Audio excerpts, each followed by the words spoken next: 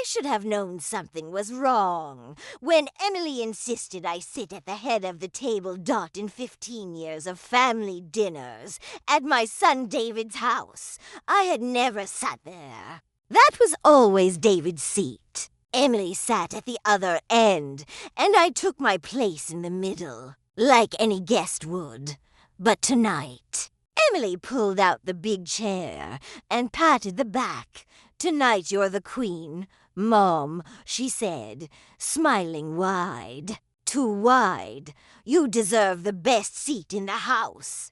David said nothing. He just stared at his empty plate, his jaw tight. My grandson Jake, only 7 years old, looked between his parents with confused eyes. Even he could feel that something was off. I am 72 years old. I have buried a husband, raised 2 sons, and survived breast cancer. I know when the air in a room feels wrong, but I sat down anyway. Emily disappeared into the kitchen. I heard pots clanging, the microwave beeping, her humming some cheerful tune that did not match the tension in the dining room. "How was work, David?" I asked. He looked up at me, opened his mouth, then closed it again. "Fine," he muttered. That was it. Just fine. My son, who used to talk my ear off about his projects, his ideas, his plans. Now he could barely look at me. Emily returned with a large serving tray. On it were 3 plates. 1 for David, 1 for Jake, and 1 for me. She set mine down first. "I made your favorite," she said brightly. "Chicken parmesan with extra cheese, just how you like it." The plate was piled high. Golden breaded chicken, red marinara sauce, melted cheese bubbling on top. It looked perfect. It smelled perfect. But Emily's hands were shaking just a little when she set it down. And I noticed something else. David's plate had plain grilled chicken. Dry, no sauce, no cheese. Jake's plate had chicken nuggets. Only mine had the special meal. "Aren't you eating?" I asked Emily. She laughed, a short, nervous sound. "Oh, I ate earlier," she said quickly. "I'm on a diet. You know how it is." I did not know. Emily never dieted. She always ate with the family. I picked up my fork. The chicken smelled rich and savory. My mouth should have watered. Instead, my stomach turned. David still wasn't looking at me. His knuckles were white around his knife and fork. "David," I said softly, "are you okay?" "I'm fine, Mom," he said, but his voice cracked on the last word. Jake suddenly pushed his chair back. "I need to go to the bathroom," he said, and ran out of the room before anyone could stop him. Emily's smile faltered, just for a second. Then it snapped back into place. "Kids," she said with a forced laugh, "always running off." I cut a small piece of the chicken, lifted it to my lips, and then I saw it. A tiny white residue on the edge of the cheese, like powder that had not quite melted in. I set my fork down. "Emily," I said calmly, "what did you put in this?" Her face went pale. "What? Nothing. It's just cheese and breadcrumbs. And what did you put in my food?" The room went silent. David's head snapped up. He stared at Emily, then at my plate, then back at Emily. He said slowly. "What is she talking about?" Emily's hands twisted together. "Nothing," she said. "She's being paranoid. She's always been paranoid." "I am not paranoid," I said. "I am careful, and I am asking you one more time. What is in my food?" Emily's face twisted. The smile was completely gone now. "It's just medicine," she hissed. "Just something to help you relax. You've been so stressed lately. I thought you put medicine in my food." David stood up so fast his chair fell backward. "Without telling her? It's not a big deal." Emily's voice rose, shrill and desperate. "It's just a sleeping pill. She needs rest. She's been forgetting things. David, she called me Karen last week. She's getting confused. She needs help." "I called you Karen," I said coldly, "because you were standing next to Karen at the grocery store. My friend Karen. I was talking to her, not you." Emily's mouth opened and closed. "But you said," I said, "Karen, how's your grandson doing?" "I was not talking to you." David stared at his wife like he had never seen her before. "You told me she was getting dementia," he said slowly. "You said she called you the wrong name 3 times. You said she forgot where she parked. You said she's getting old." Emily shouted. "She shouldn't be living alone. She should be in a home where people can watch her. I live 10 minutes away." David shouted back. "If Mom needed help, I would know." "You don't know anything," Emily screamed. "You're never here. You work 60 hours a week. I'm the one who has to deal with everything. I'm the one who has to plan and think ahead." And she stopped. Her face went red, then white. David's voice went very, very quiet. "Think ahead to what, Emily?" She said nothing. I stood up slowly. My legs were steady. My mind was clear. "How long have you been planning this?" I asked. Emily's eyes filled with tears. "I wasn't planning anything," she whispered. "I just wanted you to be safe. That's all.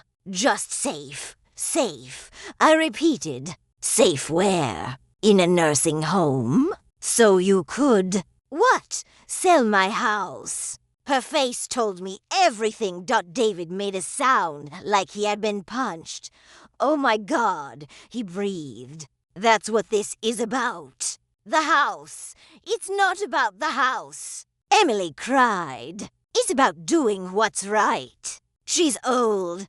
David, she's going to fall, or forget to turn off the stove, or—" "I have never forgotten to turn off my stove," I said. "I pay my bills on time. I drive safely. I volunteer at the hospital every Tuesday. There is nothing wrong with my mind. Yet," Emily said, and the word hung in the air like poison. "Yet?" David repeated. "She's 72. Emily said desperately. "It's going to happen eventually. And when it does, we'll have to pay for everything. Do you know how much memory care costs? Do you know how much—" "Stop," David said. His voice was shaking. "Just stop." Emily's tears spilled over. "I'm trying to protect this family," she sobbed. "I'm trying to protect Jake's future. Your mother's house is worth $400,000, David, $400,000. If we wait until she really does get sick, the medical bills will eat it all. But if we act now, I said softly. "You mean put me in a home while I'm still healthy? Sell my house. Take the money. It would be yours too." Emily said, looking at David. "You're her son. You deserve that money. You've worked so hard, and we're drowning in debt, and Jake needs braces, and the roof is leaking, and so you drugged my mother?" David's voice was rising again. "You put sleeping pills in her food?" "I just wanted her to relax," Emily said. "I just wanted her to stay the night so we could talk to her in the morning." so we could explain things calmly and help her see that this is the right choice. Help her see, I said. Or make sure she was too confused to say no? Emily's face crumpled. You don't understand, she whispered. You don't understand how hard it is. I'm trying to hold everything together, and nobody sees it. Nobody helps. I'm all alone. You're not alone, David said. You have me. You have Jake. You have Mom 10 minutes away. But instead of asking for help, you tried to drug her? I didn't try to drug her. You put medicine in her food without her knowledge, I said. That is drugging someone. That is illegal. Emily went very still. You wouldn't call the police, she said. You wouldn't do that to David, to Jake. I looked at my son. His eyes were red. His hands were shaking. No, I said. I would not do that to them. But I will not stay here tonight. And I will not forget what you tried to do. I picked up my purse from the side table. Emily grabbed my arm. Please, she said. Please don't leave like this. Let's just talk. Let's just let her go. Emily. David's voice was flat. Empty. Emily dropped my arm. I walked to the door. Behind me, I heard Emily crying. I heard David telling her to stop. I heard Jake's small voice calling from upstairs, asking what was happening. I did not look back. At home, I locked every door and window. I turned on every light in the house. I sat at my kitchen table, and I shook. Not from fear. From anger. My phone buzzed. David. Mom, I'm so sorry. I didn't know. I swear I didn't know. I typed back. I know you didn't. We'll talk tomorrow.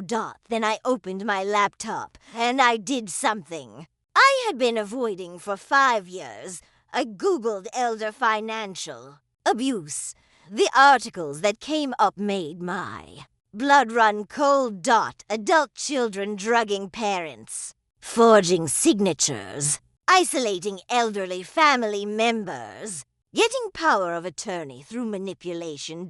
Also, they could access money, houses, inheritance. It happened every single day. And most victims never saw it coming because they trusted their own children.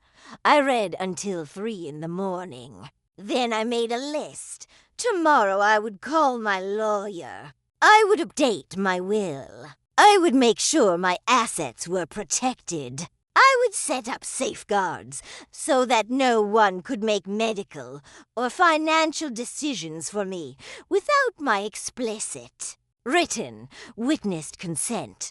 I would protect myself, because clearly no one else would. David came to see me the next morning. He looked like he had not slept. Mom, he said, standing on my porch. Can I come in? I let him in. I made coffee. We sat across from each other at the kitchen table, just like we used to when he was young, and had problems he needed to talk through.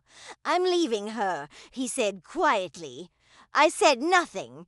I can't trust her anymore, he continued. I thought we were a team. I thought we were building a life together. But she was willing to hurt you, Mom. She was willing to drug you and take everything you've worked for. How can I stay with someone like that? David, I said carefully, I don't want to be the reason your marriage ends. You're not, he said firmly. She chose this. She chose money over family, over honesty, over you. His voice broke. I'm so sorry, Mom. I should have seen it. I should have known something was wrong. She kept saying you were getting forgetful, and I believed her. I didn't check. I didn't visit enough. I didn't stop, I said gently. You are not responsible for her choices, but I'm responsible for not protecting you. You're here now, I said. That's what matters. We sat in silence for a moment. What are you going to do? He asked. I'm going to protect myself, I said. I'm updating my will. I'm setting up legal protections. And I'm making sure that if something does happen to me someday, the right people are in charge. Who? He asked quietly. You, I said. But only with multiple witnesses. Only with medical proof. Only when there is no other option. He nodded slowly. And Jake? He asked. Jake will always be welcome here, I said. He's innocent in all of this. David's eyes filled with tears. Thank you, he whispered. 3 weeks later, I met with my lawyer, a sharp woman named Margaret who had been practicing elder law for 30 years. She listened to my story without interrupting. Then she nodded. You did the right thing by coming here, she said. Let's make sure this never happens again. We spent 4 hours going over documents. A new will. Crystal clear. No ambiguity. A living will. Exact instructions for medical care. A durable power of attorney. But only activated if 2 separate doctors confirmed I could not make decisions for myself. And a special clause if anyone challenged my mental competency without medical proof. They would be removed from the will entirely. This is airtight, Margaret said. No one can touch your assets or make decisions for you unless you are genuinely unable to do so yourself. Good, I said. I also did something else. I went to my doctor and got a full cognitive screening. Memory tests, problem-solving tests. Everything but Dr. Harrison smiled when he gave me the results. You're sharper than most 50-year-olds I see, he said. There is no sign of dementia or cognitive decline. Your mind is clear and strong. Can you put that in writing? I asked. Absolutely, he said. I took that letter and I filed it with Margaret. Evidence, proof, protection. Emily tried to call me 17 times in the first month. I did not answer. She sent letters. Long, rambling letters about how she was sorry. How she made a mistake. How she was under so much stress. Not once did she admit what she had tried to do. Not once did she say, I was wrong to drug you. It was always I made an error in judgment, or I was trying to help, or you misunderstood my intentions. I did not respond to any of them. David filed for divorce. Emily fought it at first, but when David's lawyer mentioned the attempted drugging, she went very quiet. The divorce went through in 6 months. David and Jake moved into a small apartment closer to me. Jake came over every Sunday for pancakes. David and I had coffee every Wednesday morning. Slowly, carefully, we rebuilt what Emily had tried to destroy. A year later, I got a call from an unknown number. I almost didn't answer, but something told me to pick up. Hello? Mrs. Richardson? This is Detective Paula Santos with the County Sheriff's Office. Do you have a moment? My heart jumped. Yes, I said. What's this about? We're investigating a case involving your former daughter-in-law, Emily Richardson. She's been accused of elder abuse by another family. We found your name in some of her personal records. I was hoping you could answer a few questions. I sat down slowly. What kind of questions? Did Emily ever attempt to give you medication without your knowledge? I closed my eyes. Yes, I said. She put sleeping pills in my food. There was a pause on the other end. Did you report it? No, I said. I didn't want to put my son and grandson through that. I understand, Detective Santos said gently. But I need you to know you weren't the first. My blood went cold. What? Emily worked as a home health aide for 3 years, the detective said. We've had two complaints from elderly clients who say she pressured them to sign financial documents. One of them ended up in a nursing home she didn't want to be in, and her house was sold without her full understanding of what was happening. I couldn't breathe. Emily was doing this to other people. We believe so. We're still investigating. But your testimony could help us build a case. I didn't hesitate. I'll testify, I said. Tell me what you need. The trial took 8 months.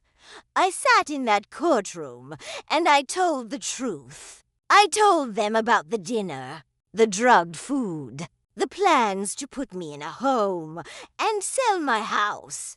David testified too. So did Jake, who told the judge in a small, clear voice that he heard his mom talking on the phone about getting rid of Grandma's house. 2 other elderly victims testified. One woman cried as she described how Emily convinced her to sign over power of attorney, then drained her bank account. Emily sat at the defense table, stone-faced, when the verdict came back guilty on multiple counts of elder abuse, fraud, and attempted drugging. She finally cried, but I felt nothing. No satisfaction, no revenge, just a quiet, tired relief. It was over. I am 74 now. David remarried last year, a kind woman named Lisa who teaches middle school. Jake is 9 and wants to be a scientist. They live 3 blocks away.